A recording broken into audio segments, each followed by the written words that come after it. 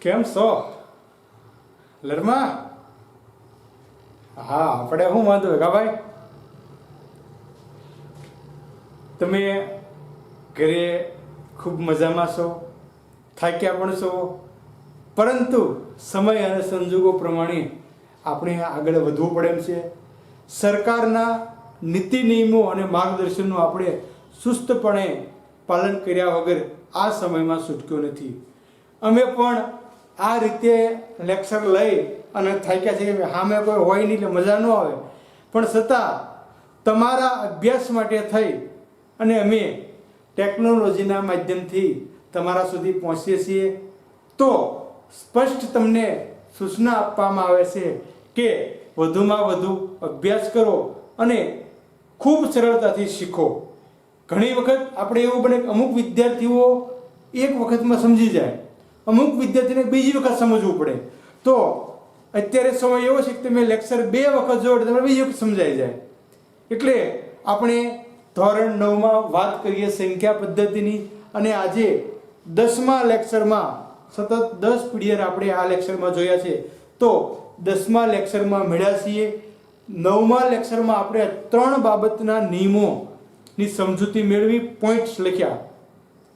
સૌ પ્રથમ આપણે એનો પોઈન્ટ જોયો તો એમાં સૌ પ્રથમ આપણે પોઈન્ટ નંબર 11મો પોઈન્ટ આપણે જોયો તો કે ગાણિતિક ક્રિયાઓ. 12મો પોઈન્ટ જોયો આપણે કરણી.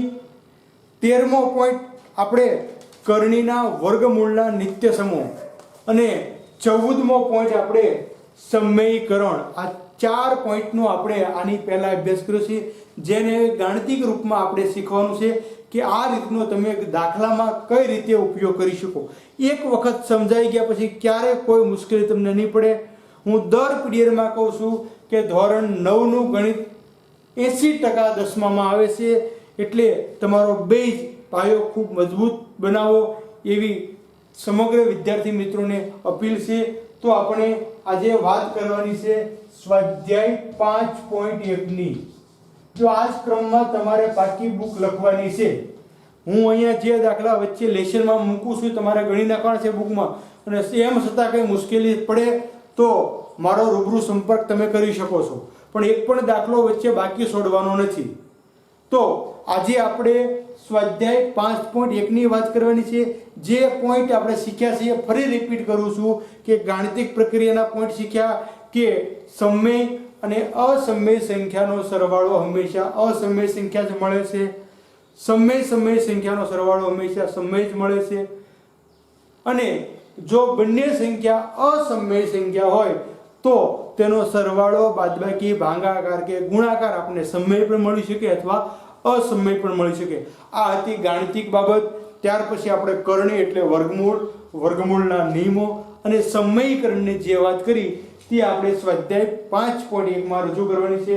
તો સૌ પ્રથમ દાખલા નંબર 1,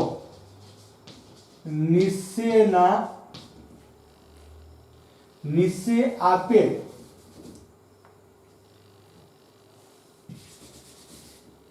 રકમ જરાક જોવી પડશે આપણે. નીચે આપેલ સંખ્યાનું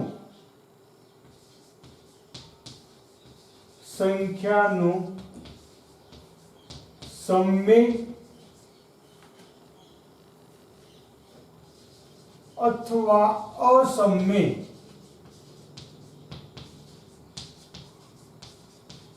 સંખ્યા છે તે જણાવો. હવે આપણે વિદ્યાર્થી મિત્રો સંખ્યા જોવાની છે, અને સંખ્યા જોયા પછી નિયમને આધારે કહેવાનું છે કે સમય છે કે અસમય છે. તો સૌ પ્રથમ સંખ્યા આપણે અહીંયા લખીએ છીએ કે 7√5. જો અહીંયા આપણે જોઈ શકીએ છીએ કે બે સંખ્યાઓ ગુણાકારથી જોડાય છે, બરોબર? એટલે આમ તમે લખી શકો કે 7 × √5.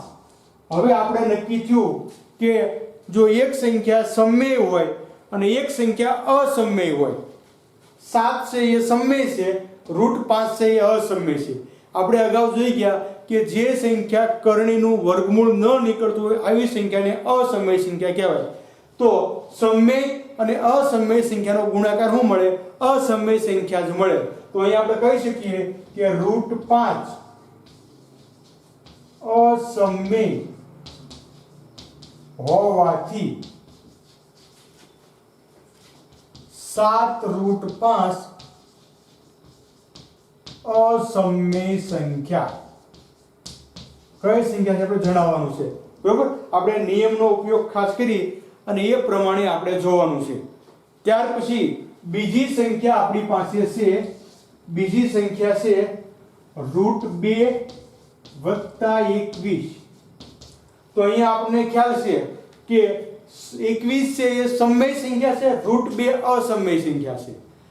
તો સમય અસમય સંખ્યાના સરવાળાનો નિયમ આપણે અગાઉ લખ્યું હતું કે નિયમો જે છે એ વિભાજનના જૂથના એના એ જ લાગુ પડે, પ્રાકૃતિક સંખ્યાના લાગુ પડે છે. તો અહીંયા સમય અસમય સંખ્યાનો આપણે જોવાનું છે. તો √2 કેવી સંખ્યા છે? અસમય સંખ્યા. અસમય સંખ્યા હોવાથી આખી સંખ્યા કેવી બનશે? અસમય સંખ્યા બનશે. √2 + 21 અસમય સંખ્યા. જો અહીંયા નિયમનો ખાસ ઉપયોગ કરવાનો છે ને એ પ્રમાણે જ આપણે ગણતરી કરવાની છે, એમાં જરા પણ ભૂલ રાખવાની નથી. ત્યાર પછી ત્રીજી સંખ્યા આપણે જોઈ π - 2. તો અહીંયા પણ પાઈ કેવી સંખ્યા છે? અસમય સંખ્યા. મેં તમને નિયમમાં લખાયેલું છે. અને 2 છે એ સમય સંખ્યા છે. કઈ પ્રક્રિયાથી જોડાય છે? તો કે બાદબાકીથી જોડાય છે. પરંતુ બાદબાકી, સરવાળો, ગુણાકાર કે ભાગાકાર કંઈ પણ કરતા એક સંખ્યા અસમય હોય અને એક સંખ્યા સમય હોય એનો જવાબ હંમેશા અસમય સંખ્યા જ મળે છે. એ ખાસ આપણે લક્ષમાં રાખવાનું છે. તો પાઈ અસમય સંખ્યા હોવાથી,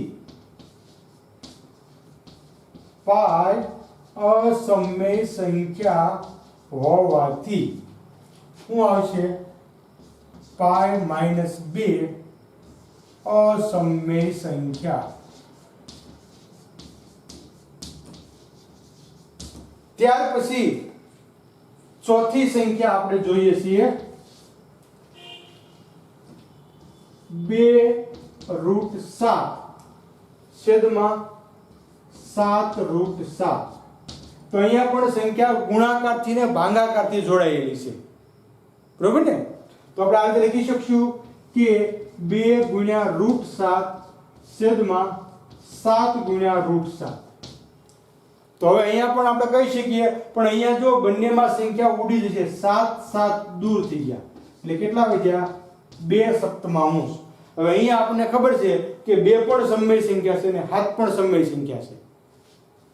ઇક્વલ ટુ 2 સપ્તમાંશ કેવી સંખ્યા આવશે? સમય સંખ્યા. જો અહીંયા 7 √7 દૂર થઈ ગયા, એટલા માટે. જો √7 ભેગા હોત તો સમય સંખ્યા બને નહીં. ત્યાર પછી પાંચમો દાખલો આપણે જોઈએ તો 1/√2. તો અહીંયા પણ 1 છે એ સમય સંખ્યા છે, √2 એ અસમય સંખ્યા છે. તો આપણે કહી શકીએ કે √2 અસમય સંખ્યા હોવાથી આખી સંખ્યા કેવી બનશે? અસમય બનશે. √2 અસમય સંખ્યા હોવાથી 1/√2 અસમય સંખ્યા. જો વિદ્યાર્થી મિત્રો, આ 5 દાખલા મેં તમને ગણાવ્યા છે. અહીંયા ગુણાકાર પણ આવી ગયો, સરવાળો પણ આવી ગયો, બાદબાકી પણ આવી ગઈ અને ભાગાકાર પણ આવી ગયો. તમામ પોઈન્ટ આપણે જોયા છે. હવે પછીના દાખલા હું તમને લેસનમાં આપું છું. એ તમારે આ જ ક્રમમાં લેવાના છે. દાખલા નંબર 6. બરોબર? તો એમાં તમારે જોવાનું છે 3 +√23 કૌંસ પૂરો +√23. આનો જવાબ તમારે મેળવવાનો છે. ત્યાર પછી 7મો દાખલો છે 2 - √5. ત્યાર પછી 8મો દાખલો છે 2 પાઈ અને છેલ્લે આપણે નવમો દાખલો એક જોઈએ કે કઈ રીતની સંખ્યા આપણને મળે છે. તો દાખલા નંબર 9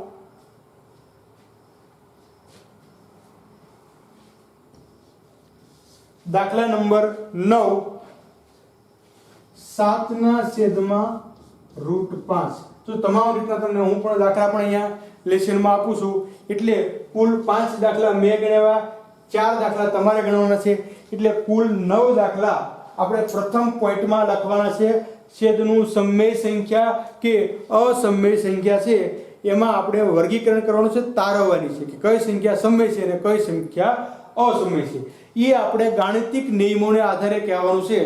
ફરી વખત તમારી સામે નિયમો બોલું છું કે જો કોઈ પણ સંખ્યા આપણે જોઈએ છીએ એટલે આ સંખ્યાની વાત આપણે કરતા હોઈએ તો એના માટેના 3 નિયમો મેં તમને લખ્યા હતા કે સમય સંખ્યાનો અસમય સંખ્યા સાથેનો સરવાળો અથવા તફાવત, સરવાળો હોય કે તફાવત હોય, ગુણાકાર હોય કે ભાગાકાર હોય, પણ એક સંખ્યા સમય હોય અને એક સંખ્યા અસમય હોય તો એનો જવાબ હંમેશા અસમય સંખ્યા મળે છે. આપણે જોયું કે અસમય હોવાથી અસમય, અસમય હોવાથી અસમય, અસમય હોવાથી સંખ્યા અસમય.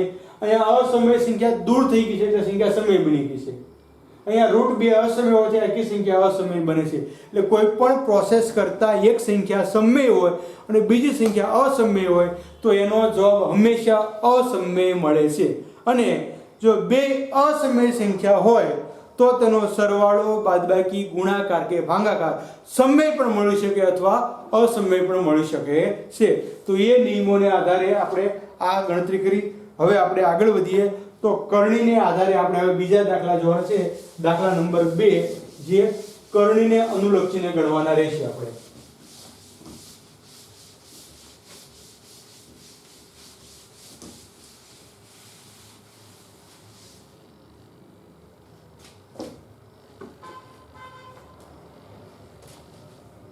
દાખલા નંબર 2 બીજો દાખલો રકમ આપણે જોઈ લઈએ તો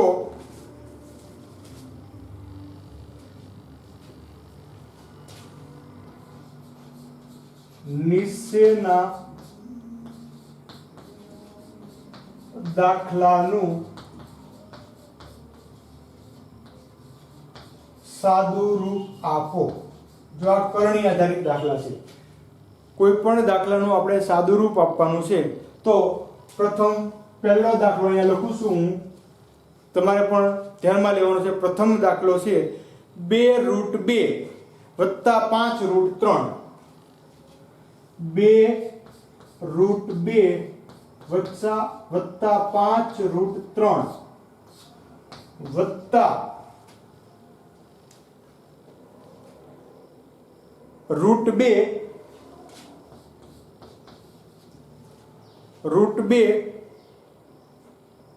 માઇનસ 3√3 અહીંયા આપણે જોઈએ છીએ તો આપણે બે પદનો સરવાળો કરવાનો છે, બરાબર. તો પ્રથમ આપણે પહેલા સ્ટેપમાં નિશાની દૂર કરી અને આખું કાઉન્સ મુક્ત કરી અને સરખી સંખ્યા લખી નાખશું. તો ઇક્વલ ટુ 2√5 વત્તા 5√3 વત્તા √2 ઓછા 3√3.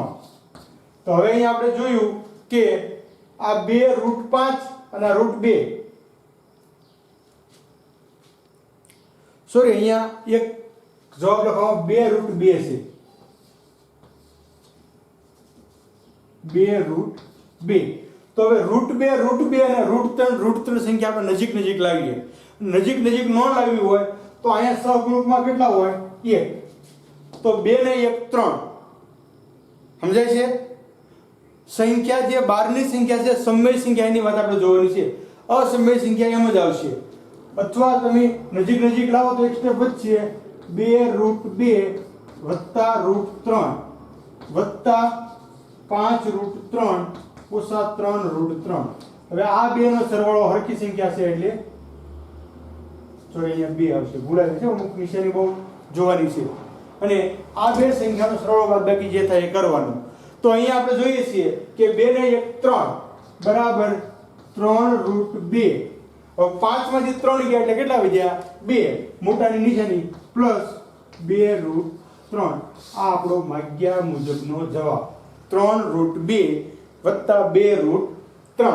જો બંને અલગ અલગ છે, જો અહીંયા √3 હોય તો એનો સરવાળો થઈ જાય, પણ કર્ણની સંખ્યા સરખી હોવી જોઈએ, વર્ગમૂળની સંખ્યા સરખી હોય તો સરવાળા બાદબાકી ગુણાકાર ભાગાકાર થાય. જો અહીંયા કર્ણની સંખ્યા સરખી છે, વર્ગમૂળમાં 2 એટલે 2 ને 1 3 થઈ ગયા. અહીંયા કર્ણની સંખ્યા સરખી છે એટલે 5 માંથી 3 ગયા એટલે 2 વધ્યા મોટાની નિશાની. નેક્સ્ટ બીજો દાખલો આપણે જોઈએ. તો બીજો દાખલો 5 વત્તા √7. 5 વત્તા √7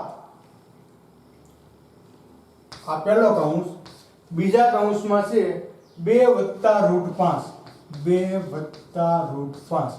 જો અહીંયા આપણે જોઈ શકીએ તો અહીંયા બે કૌંસ વચ્ચે વત્તાની નિશાની છે એટલે સરવાળો કરવાનો છે. અહીંયા બે કૌંસ વચ્ચે કોઈ પણ નિશાની નથી એટલે ગુણાકારની નિશાની લાગુ પડે. તો અહીંયા તમારે સમજવાનું છે કે આપણી પાસે કઈ રીતની સંખ્યા છે. આ રીતની સંખ્યા મળશે સમજવા માટે કે a વત્તા √b અને c વત્તા √d. બરોબર.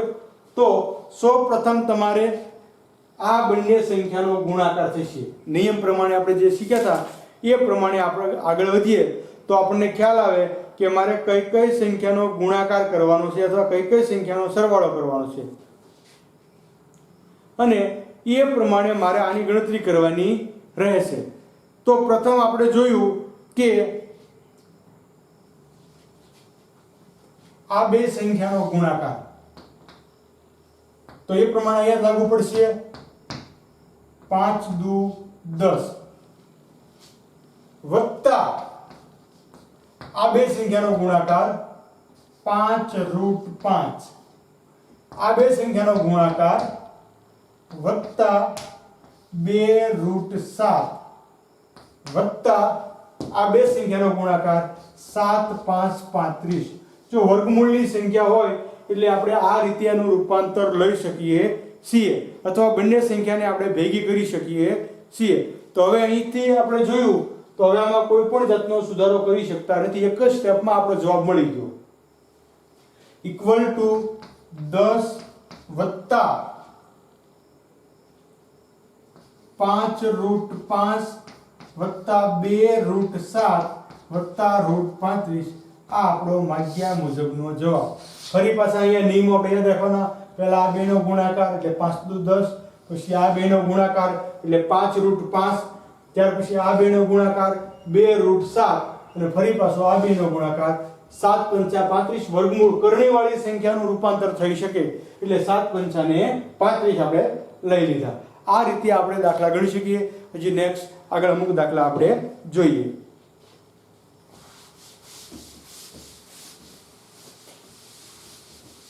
તો ત્યાર પછી ત્રીજો દાખલો આપણે જોઈએ. દાખલા નંબર 3. તો ત્રીજા દાખલામાં આપણને સંખ્યા આપી છે વર્ગમૂળમાં 5 વત્તા વર્ગમૂળમાં 2 નો વર્ગ. તો અહીંયા આપણને ખબર છે કે આપણે વર્ગનું વિભાજન કરવાનું છે 2 ગુણ્યા પહેલી બીજીના નિયમ પ્રમાણે. તો ઇક્વલ ટુ એક આપણે સંખ્યા લખી નાખીએ √5 વત્તા √2 કૌંસનો વર્ગ બરાબર. સૌપ્રથમ પહેલા પહેલી સંખ્યાનો વર્ગ એટલે શું આવશે? √5 નો વર્ગ વત્તા 2 ગુણ્યા પહેલી ગુણ્યા બીજી વત્તા બીજીનો વર્ગ એટલે √2 નો વર્ગ. આ નિયમ પ્રમાણે ગણતરી લેવાની છે આપણે કે √5 નો વર્ગ એટલે પહેલી સંખ્યાનો વર્ગ વત્તા 2 ગુણ્યા પહેલી સંખ્યા એટલે √5, બીજી સંખ્યા એટલે √2 વત્તા બીજી સંખ્યાનો વર્ગ એટલે √2 નો વર્ગ. તો હવે આપણે ગણતરી પ્રમાણે નિયમ તારવીએ તો વર્ગ અને વર્ગમૂળ એટલે મૂળ કિંમત. જો 5 નો વર્ગ શું થયો? 25 અને 25 નું વર્ગમૂળ પાછું 5 વત્તા 2√10. જો વર્ગમૂળનો મૂલ્ય મળી શકશે એટલે આ 2 એમનામ 12 છે રાવ દેના 5 દુ ને 10 વત્તા 2 નો વર્ગ 4 અને 4 નું વર્ગમૂળ ફરી પાછું 2 ઇક્વલ ટુ 5 ને 2 7 વત્તા 2√10 આ માગ્યા મુજબનું સાદુરૂપ 7 + 2√10 આ રીતે આપણને આનો જવાબ છે એ મળી શકે અથવા આપણે એનું વિભાજન જે છે એ કરી શકીએ. નેક્સ્ટ દાખલો આપણે જોઈએ. ત્યાર પછી ચોથો દાખલો. તો ચોથો દાખલો આપણને કહે છે કે √11 - √7 √11 - √7 કૌંસ પૂરો બીજા કૌંસમાં √11 + √7 કૌંસ પૂરો. જો અહીંયા પણ આપણે બંને કૌંસ વચ્ચે ગુણાકારનો સંબંધ છે, પણ અહીંયા ABCD નથી, બંને સંખ્યા કોમન સરખી છે. તો આપણે આપણો જે નિયમ છે એ નિયમ પ્રમાણે લખી શકશું. પ્રથમ √11 - √7 અને √11 + √7. તો નિયમ આપણો શું કહે છે? અહીંયા યાદ કરો, નિયમ યાદ રહેશે તો જ તમને આવડશે. તો અહીંયા નિયમ આ રીતનો હતો કે √a - √b અને √a + √b = a - b. બરોબર? બંને સંખ્યાનો વર્ગ કરતા આપણને આ સંખ્યા મળે. તો અહીંયા સીધું જ રૂપાંતર તમે બીજું કાંઈ ન કરો તો ડાયરેક્ટ રૂપાંતર તમને મળી ગયું છે કે 11 - 7 11 - 7. બરોબર? તો 11 માંથી 7 કાઢો એટલે શું મળે તમને? એ તમારો જવાબ = 4. આ આપણો માગ્યા મુજબનો જવાબ. જો નિત્યસમ આવડશે તો જ તમને દાખલા આવડશે, નહીંતર તમને દાખલા આવડશે નહીં. એટલે નિત્યસમ છે એ મહત્વનું છે, એ આપણે યાદ રહેવું જોઈએ. અહીંયા તમે બે કૌંસનું રૂપાંતર પણ લઈ શકો તો આ જવાબ છેલ્લે મળશે તમને, પણ એ થોડુંક લેન્ધી પડશે. એટલે અહીંયા આપણે નિત્યસમ જે છે એ યાદ રાખીશું. નેક્સ્ટ પાંચમો દાખલો આપણે જોઈએ.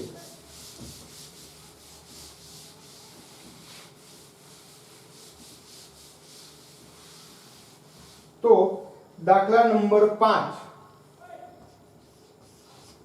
પાંચમો દાખલો છે 5√8 ઓછા 2√32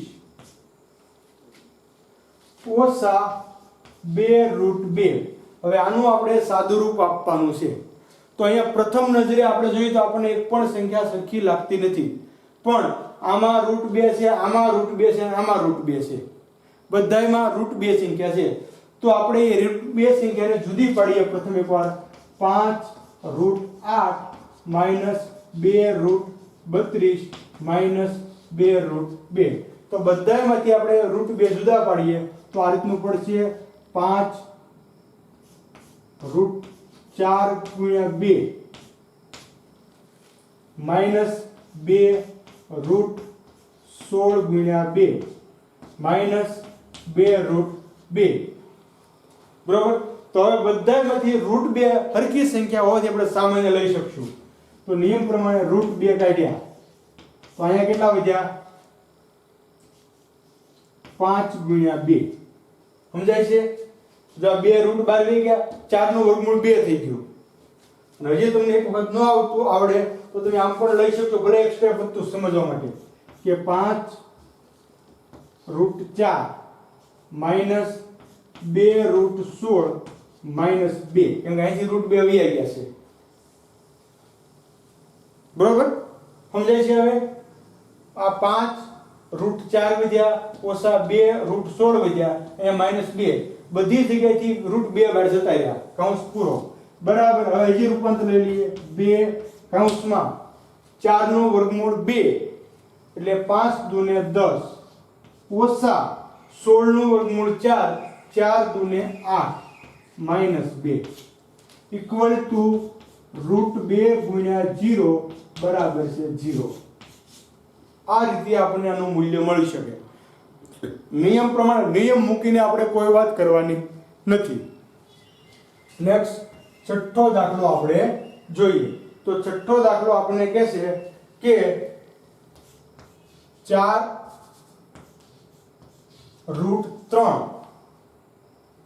- 3√5 કૌંસનો વર્ગ.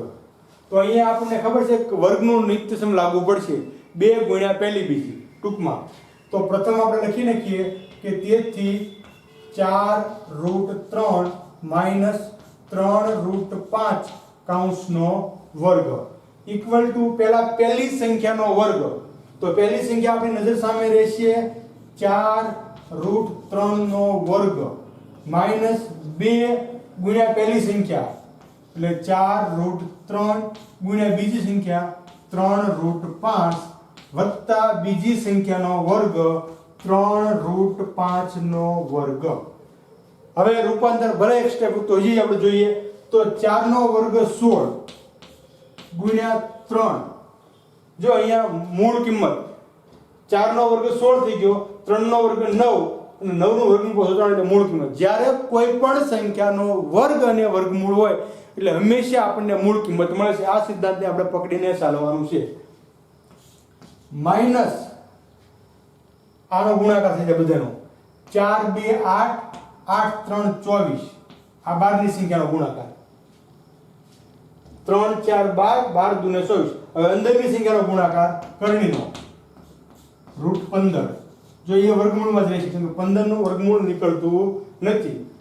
વત્તા અહીંયા રૂપાંતર લઈએ તો 3 નો વર્ગ 9 ગુણ્યા 5 નો વર્ગ અને વર્ગમૂળ મૂળ કિંમત 5 બરાબર 16 ગુણ્યા 3 16 1 16 16 2 3 48 48 માઇનસ 24√15 વત્તા 9 5 45.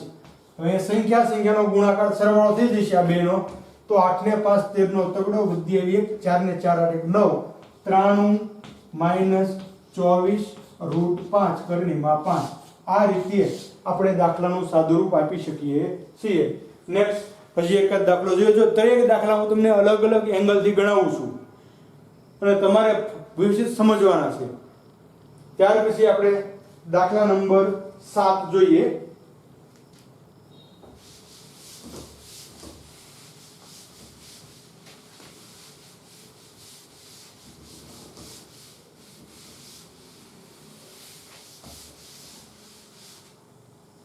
તો દાખલા નંબર 7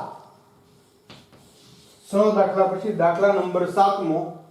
અહીંયા આપણે એક દાખલો જોઈએ તો 3 + √3 અને 2 + √2. 3 + √3 અને 2 + √2. તો અહીંયા પણ આપણને ખ્યાલ છે કે બે સંખ્યા એમ નામ છે અને બે સંખ્યા વર્ગમૂળમાં છે. તો એ નિયમ પ્રમાણે આપણે આગળ વધીએ તો ઇક્વલ ટુ 3 + √3 2 + √2 ઇક્વલ ટુ નિયમ આપણે જોઈએ તો કયો નિયમ આવશે a + √b અને c + √d ના નિયમ પ્રમાણે આપણે આગળ વધવાનું છે. તો પ્રથમ આ બેનો ગુણાકાર ડાયરેક્ટ લખી નાખું છું 3 દુ 6. ત્યાર પછી આ બેનો ગુણાકાર વત્તા 3√2. ત્યાર પછી આ બેનો ગુણાકાર વત્તા 2√3 અને ત્યાર પછી આ બેનો ગુણાકાર પ્લસ 3 ગુણ્યા 2 √3 અને √2. હવે રૂપાંતર આપણે એક પદનું બાકી મૂક્યું લઈ નાખીએ તો ઇક્વલ ટુ 6 + 3√2 પ્લસ 2√3 પ્લસ √6. જો અહીંયા એક પણ સંખ્યા વર્ગમૂળમાં સમાન નથી એટલે આપણે એનો જવાબ લખી શકતા નથી. આ જવાબ આપણે આમ નામ છોડવાનો રહેશે. એનો જવાબ જે છે આપણે પૂર્ણમાં મળતો નથી. ત્યાર પછી નેક્સ્ટ દાખલા નંબર 8. હવે 8મો દાખલો આપણે જોઈએ તો √5 માઇનસ √2 અને √5 પ્લસ √2. આ દાખલો આપણે જે દાખલા શીખ્યા છીએ એ પ્રમાણે રહેશે. આને તમારે લેશનમાં ગણવાના છે. હવે પછીના દાખલા નંબર 8, ત્યાર પછી દાખલા નંબર 9. તો 3 + √3 અને 3 - √3. દાખલા નંબર 10,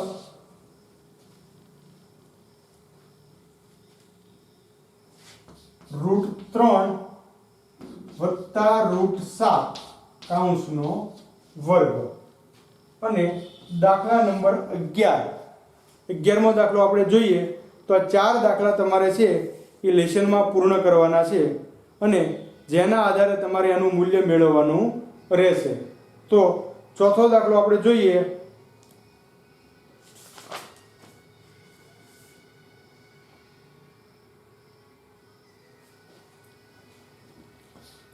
વર્ગમૂળમાં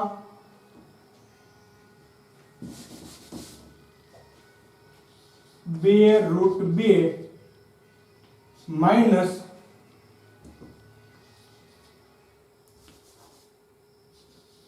5√3 કૌંસનો વર્ગ. તો આ રીતના તમારે 4 દાખલા વિદ્યાર્થી મિત્રો લેશનમાં ગણવાના છે. અને પ્રથમ દાખલામાં આપણે ગાણિતિક રૂપનો ઉપયોગ કર્યો, અહીંયા આપણે કરણીના નિયમનો ઉપયોગ કર્યો. અને આ બંને રીતે આપણે આ દાખલા જે છે એ તમારે પાકી બુકમાં પણ લખવાના છે, શીખવાના અને સમજવાના પણ છે. તો અત્યાર સુધીમાં આપણે 2 પોઈન્ટ જોયા. ત્રીજો પોઈન્ટ સમય સંખ્યા અથવા સંખ્યાનું સમયીકરણ, જે આપણે હવે પછી જોઈશું. અત્યાર સુધીમાં આપણે 10 લેક્ચરમાં સંખ્યા પદ્ધતિને વ્યવસ્થિતમાં સમજવા માટે પ્રયત્ન કર્યો છે. આમ છતાં જો તમને કોઈ પણ જગ્યાએ મુશ્કેલી પડતી હોય અથવા કંઈ અસમજ થતી હોય તો ચોક્કસ શાળાનો કોન્ટેક્ટ કરો અને પૂરેપૂરું શીખવા માટે પ્રયત્ન કરો એવી અભ્યર્થના સાથે આજના લેક્ચરને વિરામ આપીએ છીએ. ખૂબ ખૂબ ધન્યવાદ.